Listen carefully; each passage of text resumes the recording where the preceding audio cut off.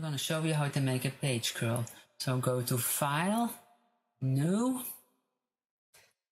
You can choose whatever width and height you want. I'm going to call it page curl. Okay. And so that we see the page curl, I'm going to add a gradient. You can choose whatever color you want, so like this. And as a back page color, I'm going to choose the rectangle tool and choose the color white. I'm going to drag a rectangle over here.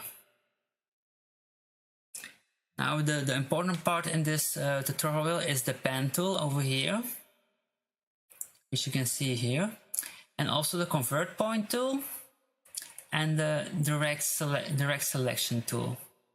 Now you can, with the pen tool over here, if you hold down the Alt button, you automatically call this tool, the convert point tool, and if you hold down the control button, you automatically get the direct selection tool. So I'm only going to select the pen tool, and with my control holding down, I'm going to select the top left point. I'm releasing control and holding Alt button. I'm gonna drag, click and drag over here, and while holding down the Shift button, I'm dragging those handles out so that it is always a straight line. And then I'm gonna release the left button. I'm going to do the same on the other side. So click like this, okay. And another function of the convert point tool, so holding down the Alt, is breaking those handles apart from each other, because now they're always opposite to each other, no matter how you turn. But if I'm holding down the Alt and I'm going to one of the handles, you can see the pointer changing. So now I'm going to drag this over here, and also on the other side, over here. And I'm going to make the curve I want. If I want to do further edits, I'm holding down the control button to make it a direct selection tool. And now I can still freely change the curve how I want it to be without worrying anything. If I'm content with my shape, I'm clicking somewhere else with, of course, the control holding down like this. And I'm going to call this layer page behind like this. Okay. Now I'm going to zoom in a little bit like this.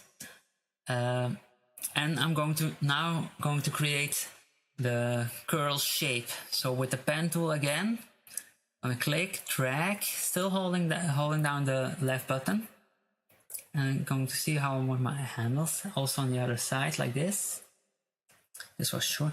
With control holding down, I'm going to again edit my curve the way I want it. Like this. And I still have my pen tool. I didn't select anything else, so I'm still creating my shape. So I'm gonna make a point over here, and I'm gonna close it down over here like this. Now this isn't of course the shape I want, so I'm gonna break my handles apart until I got the shape that I want. Like this. And like this.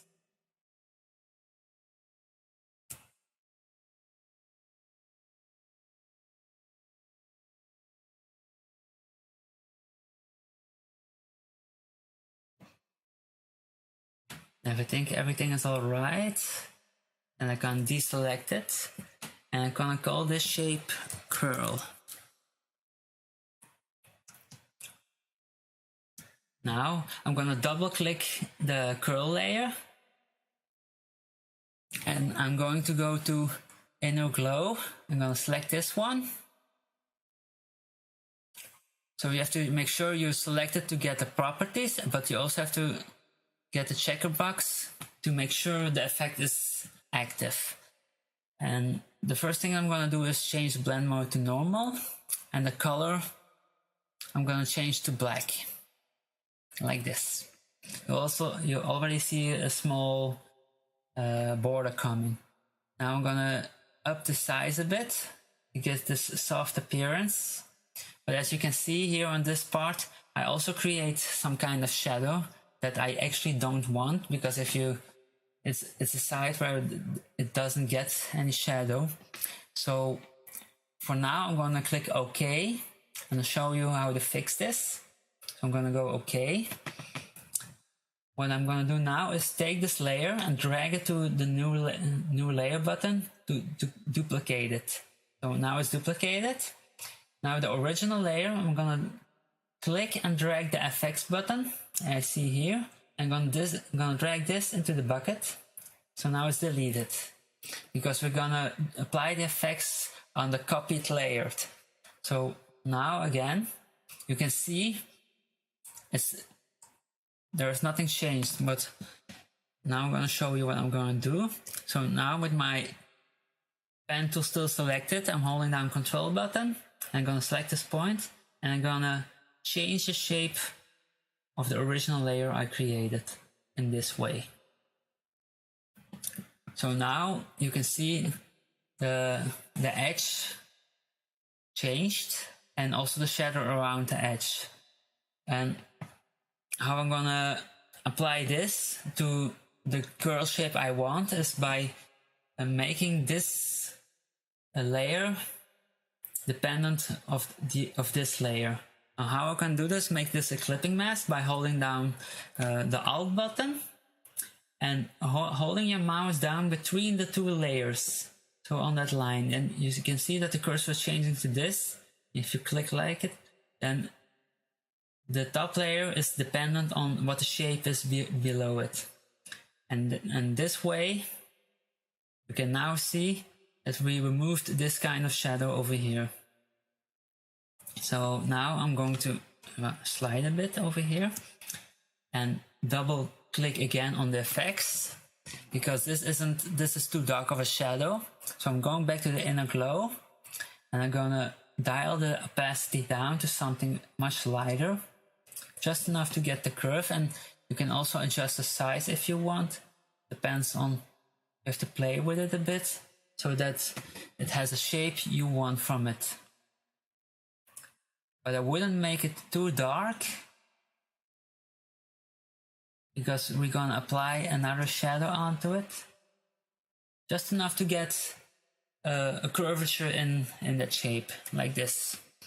Okay, now I'm going to go to inner shadow, like this. And as you can see, I'm going to let's see. This is a default. First of all, I'm going to change the distance a bit so that you can see what's happening, like this. I'm gonna change the direction of the light. You can also set off use global light if you have other elements in it.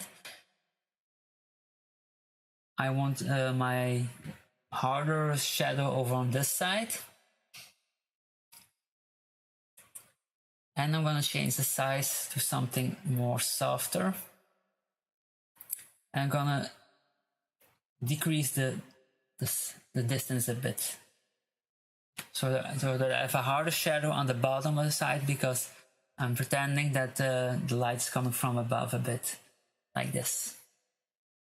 I'm going to bring the opacity down a bit, because it's just a tiny bit extra shadow. And I think I'm satisfied with this. So if I have done this, I'm going with OK, like this.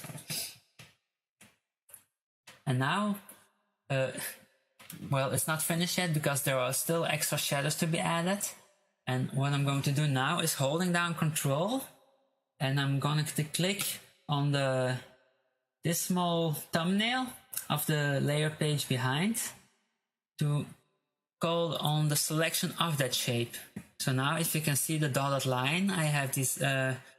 This is a selection, and now with Control-Shift-I, I'm gonna invert the selection, like this. I'm gonna zoom out a bit, like this. And I'm doing this because I want to create a shadow with layers. So now I'm going to create a new layer. I'm going with Shadow 1. like this, okay. And I'm gonna fill this color with some black. With Alt and Backspace, you're gonna fill that layer with the front color, like this. Now I'm going to deselect, and I don't need all the shapes, so I'm going to remove, with the rectangle tool, remove a part of that layer I created, like this, with the delete knob. Now, again, Control deselect. Now what I'm going to do now is give it a blur a bit. Actually, I'm gonna wait with the blur. I'm gonna put this shadow layer behind the curl, but above the page behind, like this. And again, like with the curl, I'm gonna hold down the Alt button and make it dependent of the page behind layer, so making the clipping mask like this. Now you see there's nothing changed. Now I'm going to select the move tool, and I'm gonna move it a bit like this, a bit below, yes, like this. And now with the shadow layer still selected, I'm going to go to Filter, Blur, and Gaussian Blur. And you can choose whatever you like. In the beginning, I wouldn't get that high of a blur because it goes too much. So I'm going to keep it at 6, 7, something like that. I'm going to do OK. I'm still over here. You can already say like, okay, my curl is done, but I want to do more detail with the shadow.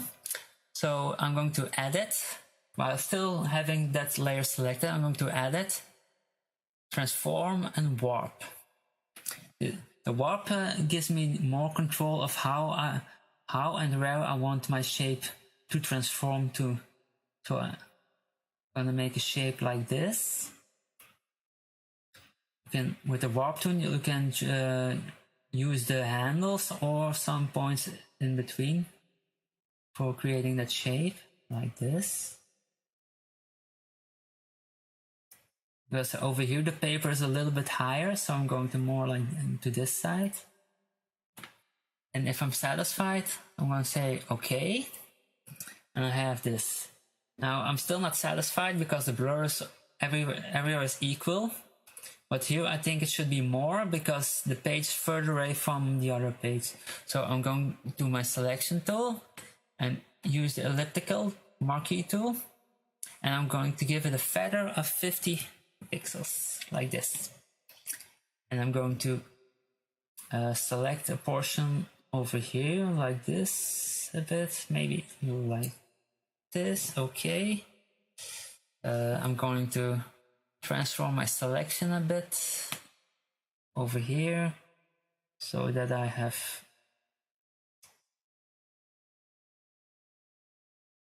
something like this. If you want to move your selection, you have to use the transform selection to selection option and not just transform, because if you just transform, you're gonna move your object and not the selection. So I'm going to still like this, okay. And now I'm going to blur this portion again. So I'm going again to blur, Gaussian blur, and I'm gonna make it a little harder. It's too hard. Something like this, okay. And because I put that feather on the selection, it's gonna be more blurry over here, and the more it gets to the side of the selection, the less the effect has on it. So I'm going to do this over here, okay. I'm going to Control D to deselect everything, and still it's a very hard shadow. So what I'm going to do now is bring down the opacity, something like this. Yeah. Now there's still one thing I want, and that's the shadow behind the curl itself from the curl on the other paper. So I'm going to again do a control selection, but from the curl. So with my control holding down, and I'm gonna click on the thumbnail of the curl like this to bring up that selection. Then I'm going to create, I'm gonna set my here. I'm gonna create a new layer, and the same as before, Alt backspace to fill it with the front color, which in my case is the black color. And then I'm going to do Control D to deselect. Now I'm going to bring, I'm going to call this shadow 2, like this. And I need this shadow to be behind, actually to be behind everything else. So I'm going to bring this down to page behind, like this. Now it's gone. Well, it's not gone, it's just not in view. So now I'm going to do Control T for the transform tool. I'm holding down the control button now again to distort the image, like this. But if that isn't satisfactory, I can always do, I will cancel this. And again, the better option is to go with Edit, Transform, and using the Warp tool again, like this. This gives me more control of the shape I want it to be. So I'm going to drag again some points over here, so that I'm going to create a shape that I want, like this.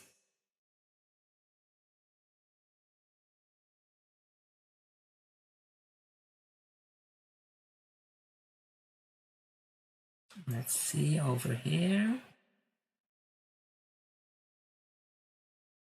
I think that will be all right, I guess, I hope. Maybe something like this, okay. And if you're satisfied with the shape, then you click OK. And over here again, with this layer still selected, I'm going to filter, blur, and Gaussian blur again. But of course now this is too high, so I'm going to for a small blur again. So until I'm satisfied, I'm going to take it. I think this is the right one, like this. And again over here, I'm just going to go to opacity and bring the opacity down until I'm satisfied with what the is. So like this.